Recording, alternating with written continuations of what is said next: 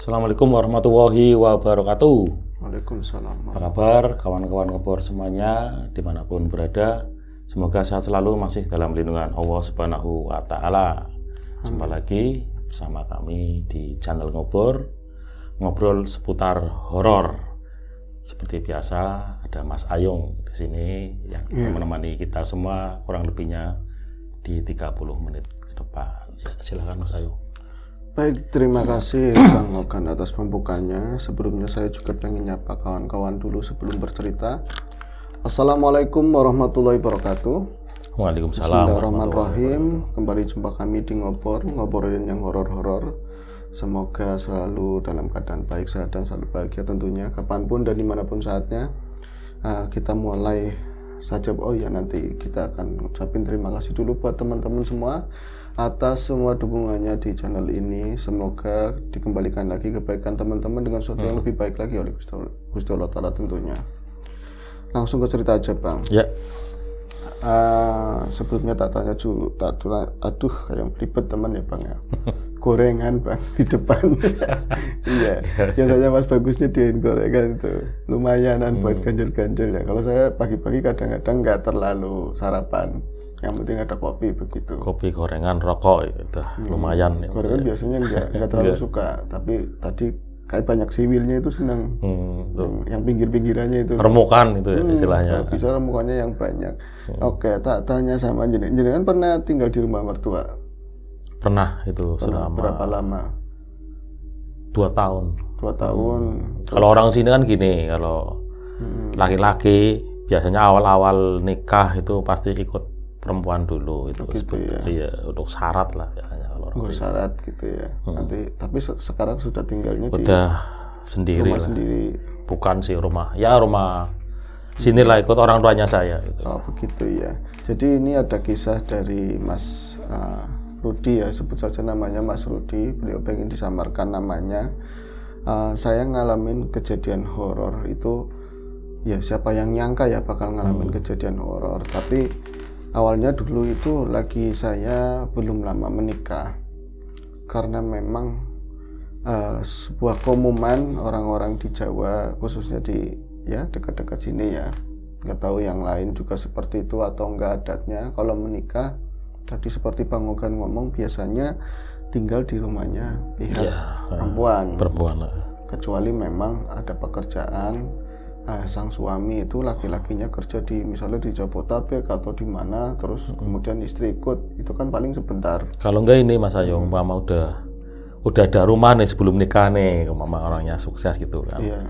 Itu bisa langsung pindah ke situ. Itu namanya bedol payung kan. Bedol payung, iya. Berarti payungnya langsung dibedol. Langsung diboyong ke rumah yang baru gitu. Iya, itu ada namanya, adatnya itu namanya bedol payung. Dan tetap sini ya. Iya, dulu ini Mas Rudi juga, saya juga ngikutin tradisi tersebut pengennya gitu kan. Tapi karena memang mungkin egonya saya atau apa ya, saya nggak mau ngikutin itu. Jadi ya tadi ya, kalau misalnya ngelihat dari apa yang kita lihat, kalau orang bilang lihatnya dari hatinya kalau memandang orang lain. Tapi semenjak masa pacaran saya sering ketemu sama keluarganya istri, kayak udah jengah gitu. Bukan masalah saya benci atau apa sama mereka, riwah ngelihatnya, karena satu rumah itu banyak banget orangnya begitu loh.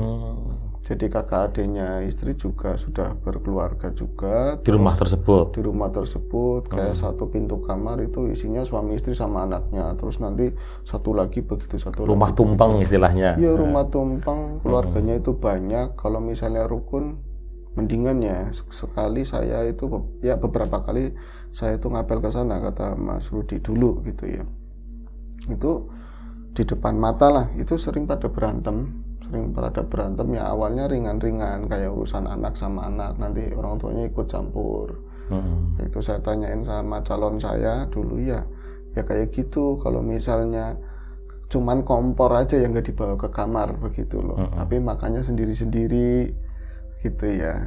Maksudnya ada lawan apa juga dibawa ke kamar, jadi nggak jadi satu, kayak dikontrakan. Dulu saya kayak mikir kayak gitu nggak betah.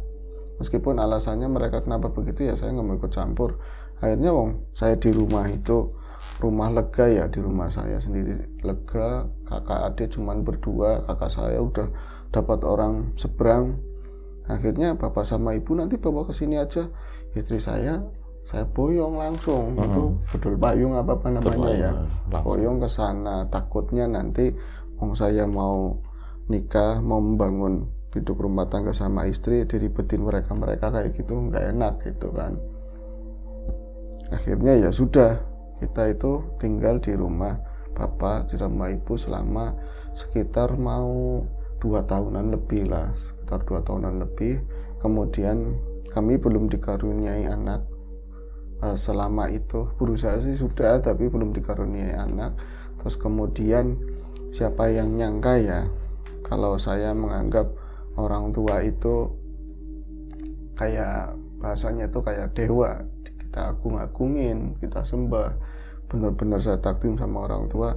Ternyata orang ya ada luputnya. Nah ini ternyata orang tua saya itu kan salah satu seorang yang duduk di pemerintahan. Nah apa itu, walaupun ya bukan yang tinggi-tinggi, ternyata ada kesangkut kasus yang hubungannya sama keuangan. Begitu loh. Kemudian harus ada banyak yang disita. Terus juga ternyata bukan cuma itu, ada banyak kasus-kasus yang melibatkan teman bisnis, kolega, saudara, macam-macam, bingung banget lah, stres. Sampai setiap hari itu gaweannya itu banyak orang yang nagih ke rumah, yang ngancem, yang ngasih surat kaleng, banyak banget lah seperti itu.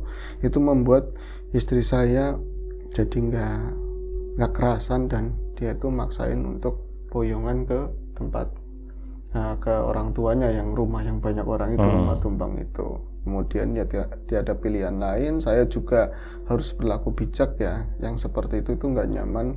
Pengennya sih dihadapin bareng-bareng, tapi saya kan beratnya sama ibu, tapi ternyata ibu dimosoroin dan dia ngizinin, ya udah kasihan istri kamu, kalau kayak gini terus dia juga pengen punya anak, pikirannya macam-macam, banyak pikiran, ketekan kayak gini malah nggak jadi-jadi gitu kan. Akhirnya udah, kita itu pindah Mas ke tempat istri, ke tempat keluarganya istri sana. Seperti yang dibayangkan dulu, ya udah begitu kejadiannya. Nah itu pun ke sana itu bikin kamar darurat lah bahasanya itu, karena udah nggak ada ruang, kamar udah diisi semuanya. Akhirnya di dekat dapur ada yang tadinya dulu itu buat gudang apa buat kandang ayam, kita bikin ruangan di situ. Itu pun tembok-temboknya pakai triplek kalsipot begitu ya di sana. Nyatanya 1 minggu 2 minggu saya udah kelihatan semua watak-wataknya, bukan kita jelek-jelekin ya, dari watak-wataknya orang tua nurun ke anak-anaknya begitu. Terus namanya makanan, kata kalau misalnya belanja apa-apa, untung saya kerjaan tuh jaraknya tengah-tengah antara kampung istri sama kampungnya saya sendiri, jadi ya nggak ada masalah. Tapi kalau bawa makanan belum nyampe ke mulut istri aja udah dibagi ke sana-sana, nggak enak sih ya. Kalau dibawa ke kamar omongan macem-macem, ada lauk digeletakin, maksudnya buat orang tua, habis sama cucunya sama yang ini, berantem terus kayak gitu. Akhirnya orang tua bilang begini, orang tuanya istri, coba kamu hubungin Nik Sarman, ngomong minta kuncinya rumah yang di atas, katanya begitu. Rumah yang di atas tuh mana? Saya kan nggak pernah dikasih tahu ada rumah lagi, rumahnya siapa begitu kan. Nah istri ngomong, kalau bapak saya itu kan dia kakak adiknya banyak. Nah itu rumahnya Mbah, salah satunya ada rumah itu di atas, berarti tempatnya kan agak datarannya agak tinggi. Rumahnya itu di atas, tapi dulu nggak buat tinggal, pernah buat tinggal tapi sementara, tapi dulu itu sanggar. Oh sanggar apa? Sanggar apa? Ya nanti Mas lihat sendiri aja wis kalau ke sana. Akhirnya saya sama istri itu datang ke rumah saudara yang namanya Sarman. Itu ternyata ketemunya ya masih paman atau lilik ya. Nyebutnya kalau di Jawa itu lik Sarman. Pas sudah dimusyawarahkan, kalau misalnya bapakmu ngomong kayak gitu, bapak yang paling tua, dia yang paling berhak, dan yang lain juga kayaknya nggak apa-apa. Itu bapaknya istrinya? Bapaknya istrinya, bapaknya udah ngizinin, yang lain juga nggak masalah. Apalagi mereka juga udah jauh-jauh tinggalnya. Yuk kita ke sana, ke rumah itu.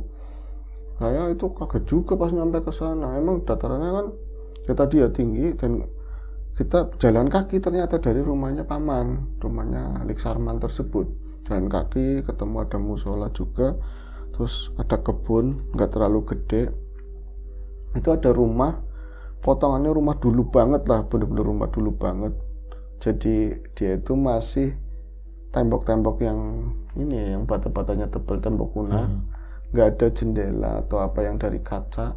Depan itu nggak ada lubang sama sekali, benar-benar cuman ada ya tembok, tengahnya itu semacam anyaman-anyaman bambu yang rapat-rapat begitu loh. Terus dicat lama juga, warnanya biru, dan tembok yang putih itu udah beladus, udah keoren-orenan, tapi nggak ada yang lupas memang. Kayak terawat juga sih. Halamannya agak luas, tapi saya pertama ngeliat itu kan datang sekitar jam 3:30 ya. Itu perasaan yang ada langsung nggak tahu, saya kayak ada, padahal itu angin itu lagi nggak ada banget, sama sekali nggak ada lah. Tapi saya kayak di tempat di bagian sini nih, muka kayak diginin, kayak ada yang niup ke arah saya tuh, terus dingin banget, angin dingin banget. Itu nerpa muka saya. Saya sempat malah, saya bilang begitu kan, dan saya tanya sama istri saya, Mas, kata Mas Rudi kan, Dek, kamu itu ngerasain angin nggak tadi yang dingin? Angin apa? Nggak ada apa-apa. Jangan macam-macam, Mas. Orang ini kita mau nengokin rumah. Nah itu kan pamannya udah lagi bukain ini ya, kunci. Terus ya udahlah, saya buang itu angan-angan yang nggak enak. Rumahnya gede banget begini ya. Itu airnya lengkap semua, bisa ada air yang tinggal muter apa masih sumur. Saya bayangannya kemana-mana. Nah itu ada beberapa tetangga juga yang lihat, teman dari jauh. Dek, pripun? Arab ditunggu nih apa mau ditungguin atau gimana?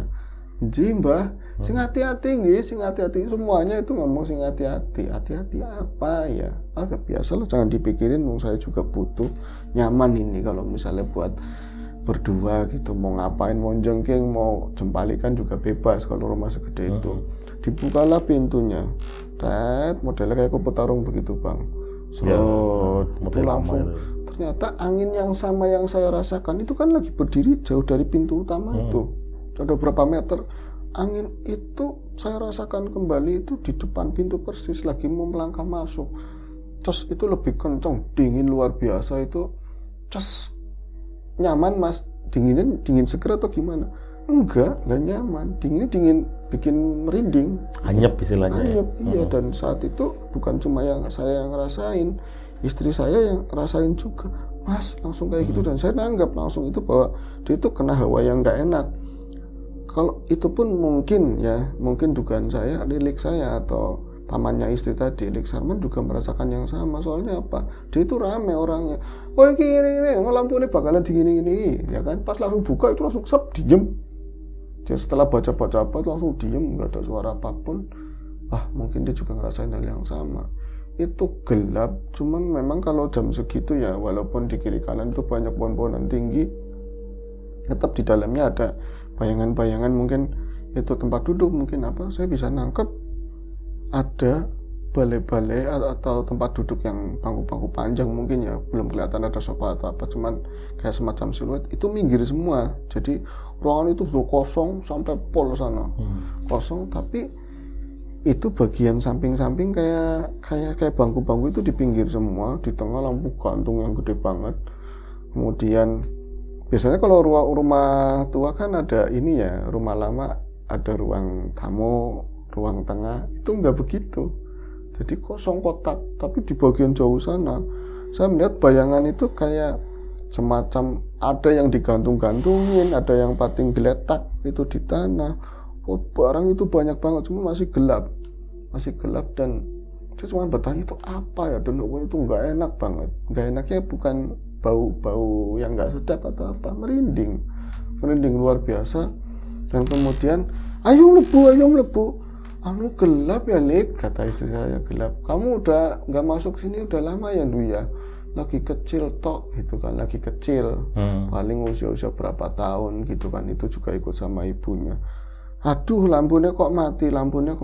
Sebentar kalian di sini dulu. Nah itu saya ngelihat miliknya istri itu keluar ke tetangga, kayaknya pinjam senter. Nah saya itu sempat ngeliat di dalamnya itu apa sih yang gelap-gelap. Nah istri kan pernah ke situ, aturan dia ngomong, Mas ini dalamnya ini tuh enggak, cuman dia tuh diem, ternyata lagi ketakutan. Mas jangan di sini, Mas jangan di sini, jangan di sini. Apanya jangan di sini katanya? Ayo keluar, ayo keluar. Nah kita mau nempatin di sini malah kamu ngajak keluar. Itu pas kita lagi mau keluar pintu depan, itu ketemu sama Lex Arman. Loh orang mau kemana? Kalian mau kemana? Ayo lihat dalamnya. Nanti kamarnya masih rapi apa enggak? Terus nanti kalau enggak ya nanti istri saya nanti bakal gantiin spray dan lain-lain begitu kan. Sopan banget, saya hargai itu. Dan mungkin bapaknya istri sangat dipandang mungkin dengan perlakuannya pamannya yang seperti itu. Pas disentorin pertama nyentor, dia itu ke arah samping, itu ternyata bangku panjang dan saya pikir itu dari jati mungkin ya. Soalnya model kuna itu. Iya. Model lama. Namun nggak ada sawang sama sekali, bersih. Bener-bener. Iya. Dan bawahnya itu lantai yang tikel, ubin-ubin kecil itu adem buat tiduran itu bang. Tehel itu ya. Tehel iya. Tehel yang kotak-kotak kecil itu bersih semuanya, nggak ada sawang. Dan saya ngelihat bangku itu rusbang ya, orang ngomongnya rusbang, itu udah bikin saya senang, lupa merindingnya saya karena buset itu artistik banget. Modelnya sederhana tapi dari guratan alur kayunya aja nampak banget gitu, kayak pernisan yang alam begitu kan. Api kemen, kok cantik banget begitu kan. Nah itu meja yang panjangnya ternyata di sudut, terus lengkap, semua masih lengkap. Nah oke, bangunnya katanya nanti gua jagongan tapi orang empuk, nggak empuk ya, kayu empuk dari mana? Kamu nanti diakal-akalin dipakein busa apa, di tempat saya juga ada kata liliknya kan. Terus nah ini lampu katanya, ini lampunya itu lampu kuna, ini jangan diapa-apain, dibersihinnya juga hati-hati, ini amanah katanya, jangan diapa-apain. Istri saya diem malah megangin lengan saya itu kenceng banget. Nah saat kayak gitu juga saya sebenarnya masih reading, tapi ngelihat yang bersih terus tadi ya keren, jadi kayak ini nggak perlu diberes-beresin lagi. Tapi kan nanti kalau pindah rumah harus beli ini beli itu, beres-beresin ya, biaya ya, capek udah kan. Nah itu center ditujukan ke dalam, lebih ke dalam, jadi disebar begini set. Itu yang bikin saya kaget, tapi campur sama takjub. Ternyata di sana itu yang nampak, jadi ada gantungan kayak semacam lemari tapi tipis, dia nggak terlalu lebar, ada mungkin setengah meteran, sama mungkin dari kayu yang bagus juga, gede tinggi. Di dalamnya itu pating gantung di kayak semacam hanger atau apa, itu semua pakaian-pakaian Jawa. Jadi ada kayak beskap, terus ini namanya yang kebaya itu banyak banget. Terus ada juga sanggul-sanggul yang ditaruh rapi sama sekali lah, rapi banget. Terus ada tombak yang pating sender, keris, ternyata ditaruh keris banyak pula. Ini keren banget kata saya, keren banget. Tapi campur sama takut. Saya lihat keris aja di rumah, kerisnya bapak aja. Itu dulunya kayak apa sih, kayak semacam kayak keraton apa sih ya itu ya? Apanya? Model-model kalau rumahnya. Ya itu kayak Mas Rudi bilang cuman kotak aja, cuman bagian belakangnya nanti beda. Ya kan ngomongnya pernah sanggar sih bang. Oh pantesan. Pernah sanggar, jadi makanya nggak ada sekat-sekat begitu loh. Jadi ada saka-saka yang gede aja, tengah-tengah bulat dua. Mungkin buat kegiatan apa di situ dulu, kesenian mungkin. Iya, katanya kegiatan kesenian. Akhirnya pas disenterin ke belakang lagi, itu ada sauron, ada bonang, ada macam-macam. Itu alat-alat gamelan mungkin iya teman-teman yang di luar Jawa ya, itu gamelan-gamelan Jawa, seperangkat lengkap, berikut gong dari ukuran kecil sampai yang gedenya. Saya itu gede-gede, wah Lik, ini gamelan semua Lik. Iya makanya ini kan istri nggak cerita katanya buat sanggar. Lah iya ini nggak sanggar, ini dulu itu buat sanggar. Itu bapak tua katanya, bapak tua atau mbak buyutnya lagi itu jaga ini semuanya. Makanya jarang-jarang orang yang boleh masuk ke rumah ini. Setelah sanggar itu udah bubar, nggak pernah ada yang main gamelan lagi atau apa. Ya sudah, nggak boleh ada orang masuk ke sini kecuali saya yang bersihin. Oh ternyata Lex Arman yang bersihin. Nah wis kan, kamu kalau mau niat tinggal di sini bener-bener nanti saya antar ke kamar, semua ini harus dirawatin, tanggung jawabnya kamu sama istrimu katanya. Aduh berat ini ya. Kayaknya ini bukan main-main karena dari keris-kerisnya saya nggak paham masalah keris, tapi kan sering iseng-iseng teman cerita buka-buka gitu. Cakar budaya juga lah itu. Iya ini angel-angel ini kan, tombak-tombaknya juga angel, terus ada gambar-gambar kayak lukisan-lukisan yang ya mungkin Itu mungkin bapaknya istrinya Mas Rudi mungkin bukan orang biasa. ya mungkin ada Keturunan ada terah-terahnya darah lah. biru lah Ya istilahnya. darah biru, kalau saya kan darah kotor. Situ darah apa nggak tahu. Nah itu Iya, kan kalau itu. disenterin begitu, ternyata sebelah kirinya itu semua yang mendukung tadi apa namanya, bangku-bangku, kursi-kursi kecil, macam-macam banget lah, ada mungkin kayak tombak-tombak dan lain-lain, itu semuanya di ruangan tersebut ya itu yang mendukung acara sanggar. Mungkin kadang-kadang benar ada wayang, ada apa, tapi memang saya nggak menemukan wayang, kata Mas Udi, nggak ada wayang satupun. Ada juga pajangan nemplok di tembok gede Harjuno, yaitu nemplok itu pun dari kulit kayak yang dipenteng-penteng begitu, ada talinya. Terus kan, yuk buri, itu kotak semua, ini kamar saya di mana gitu kan. Ternyata itu ada ruangan lagi di belakang, itulah di situ ada kamar. Dari kamar itu ada bangku lagi, itu madan empuk katanya, ada kayak ini bukan bangku lama, ya bangku lama tapi mungkin di tahun 80-an atau apa, sofa-sofa dulu masih bagus, warnanya coklat. Itu ruangannya nggak terlalu lebar, tapi itu ruang tengah. Berikut ada kamar nanti yang boleh ditempatin sama kami.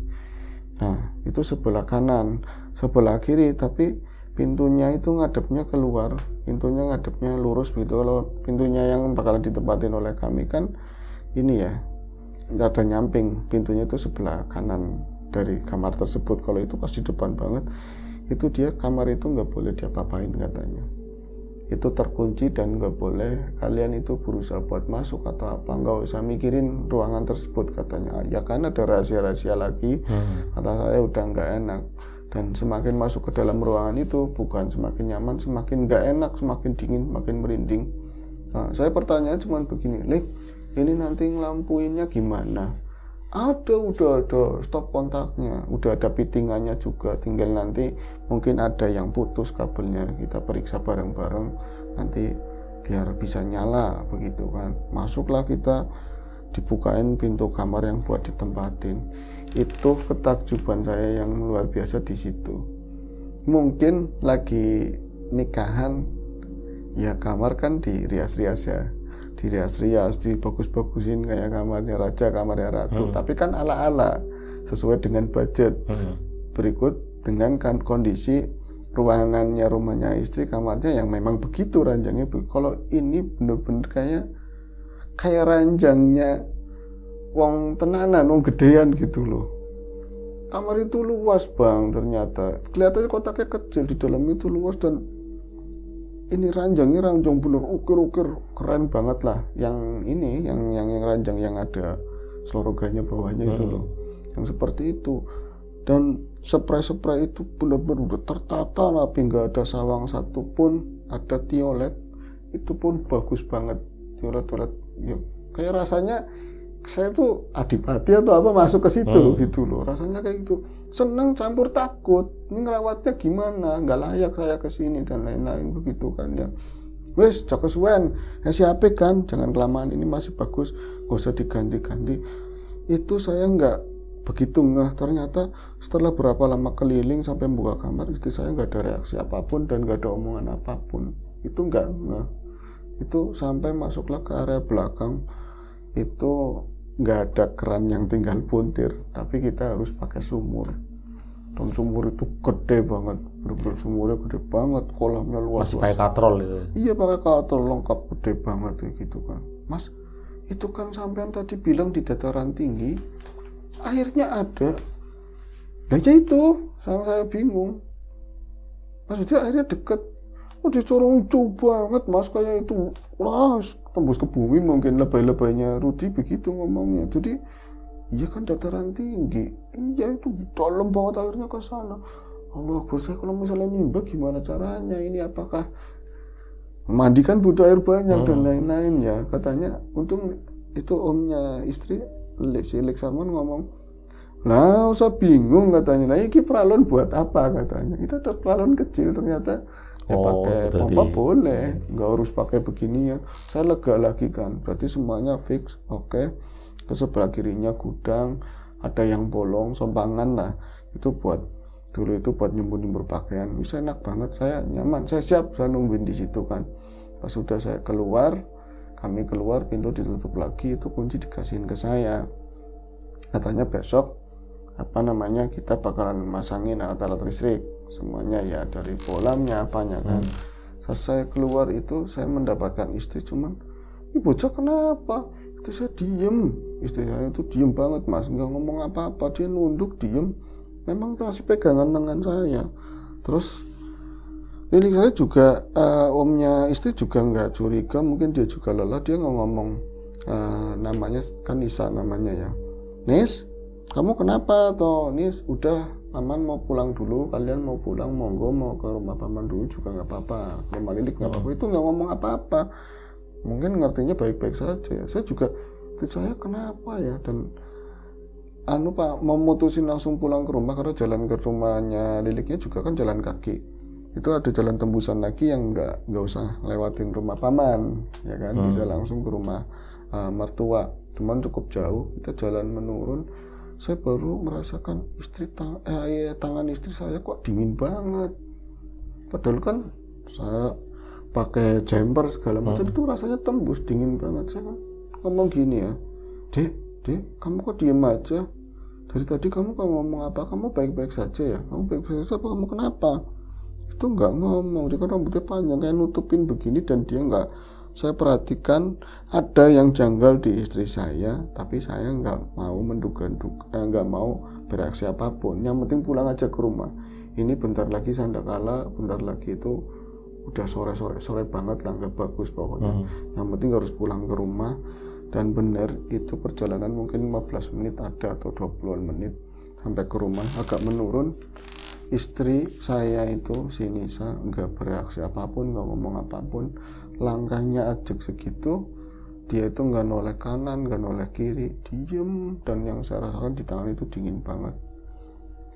Itu sampailah di depan rumah, itu bocah-bocah kecil mau maghrib itu ya, ponakan-ponakan lah, ponakan itu banyak banget. Pada ngeliatin ke atas begini, dia kan mainan di bawah, ngeliatin istri saya, ngeliatin pada nunjuk, tapi nggak nyebut nama, Lik atau apa, nggak ada nyebut nama. Bocah-bocah reaksinya kayak gitu.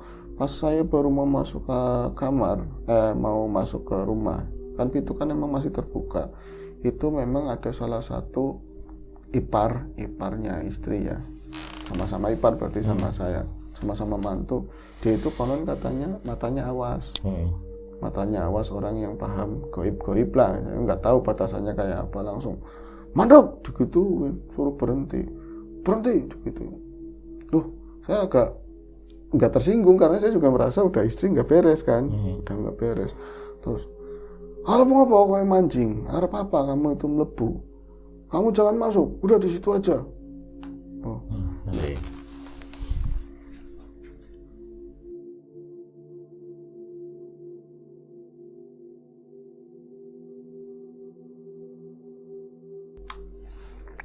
Mandek, kamu jangan masuk, kamu di situ aja. Saya nggak tersinggung, kayak saya juga merasa ada yang aneh di istri saya.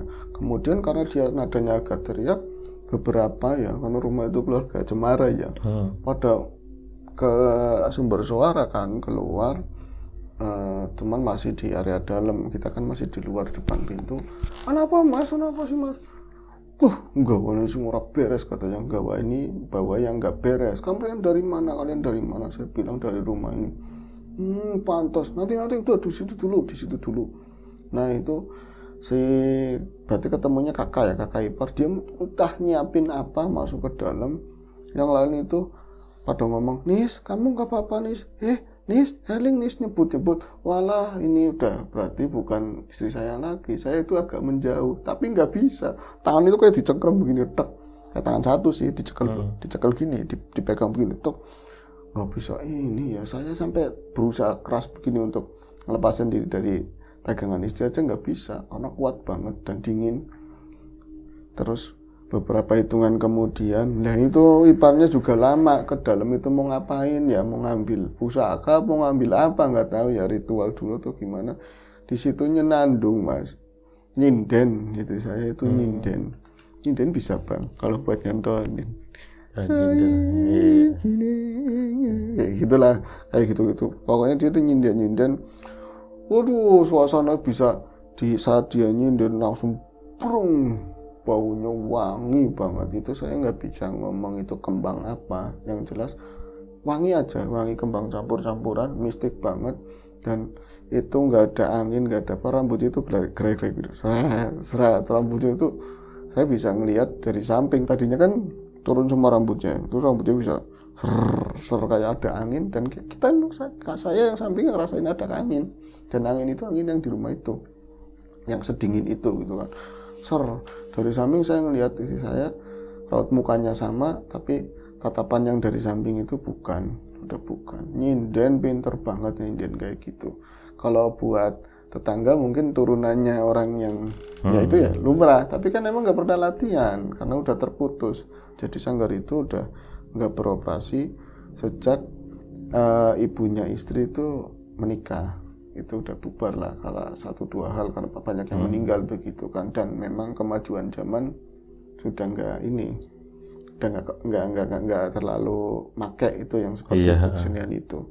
Akhirnya itu ngeri banget ya, yang semua yang di depan itu pada masuk ke dalam. Soalnya sambil nyinden dia itu sambil tangannya yang kanan itu nari-nari begini, terus anak-anak yang di belakang itu pada nangis. Dia itu kan kalau anak-anak nangis pelindungannya sama orang tuanya di dalam, tapi nggak mau masuk, takut begitu kan. Pada geger tangisan, tangga-tangga itu pada keluar. Kenapa Mas? Ya Allah, kok kayak suaranya. Nah itu, kok kayak suaranya Sariti katanya. Ya sebut saja namanya Sariti. Sariti itu sinden paling ternamanya dulu ketika sanggar itu masih awal-awal itu lagi hebat-hebatnya gitu. Itu ada nyai-nyai orang udah tua banget ngomong, "Lu suaranya kayak Sariti ya. Kon Sariti ya, kamu Sariti ya." Itu udah tua itu ya. Udah tua banget, saksi hidup berarti saksi hidup. Itu istri yang tadinya nyinden itu berhenti nengok ke arah tadi, tetangga yang mendekat.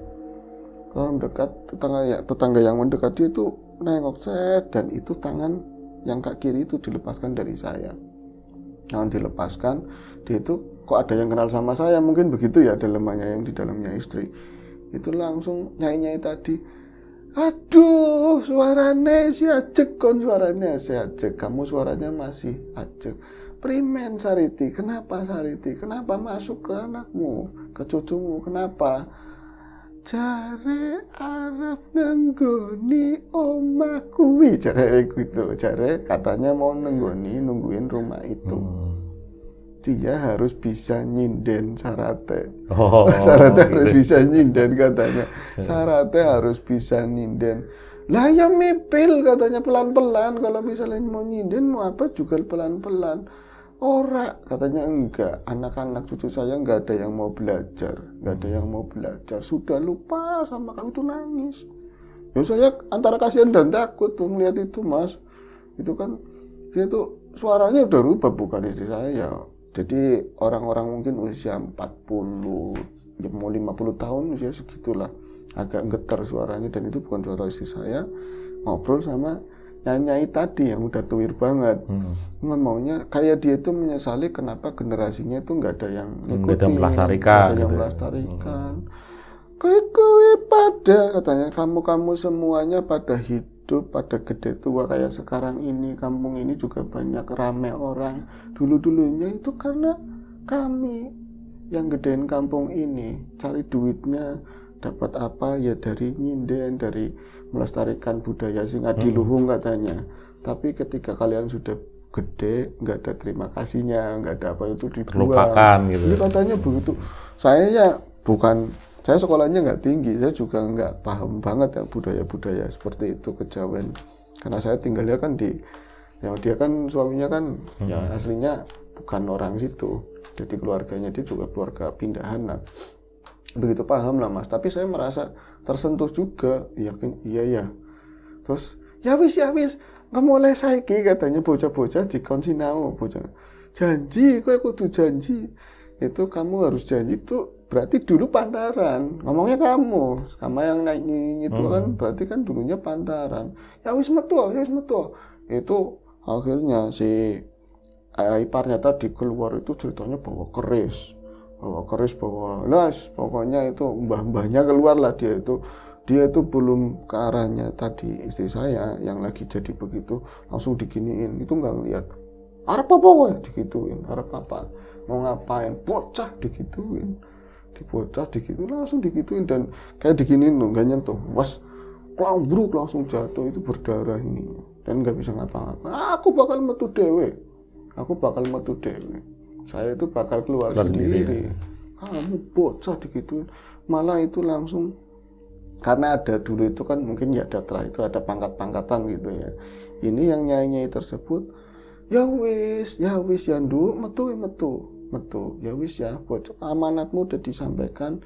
Nanti ini bocahnya kasihan cucumu sendiri, kasihan cucumu. Yo aku juga oleh amanat, katanya yang di dalam aku juga dapat amanat dari mbahnya ini, mbah buyutnya lagi, suruh melestarikan. Paling enggak kalau enggak bisa bersaing lah ya, ada yang bisa anak turunannya seperti itu.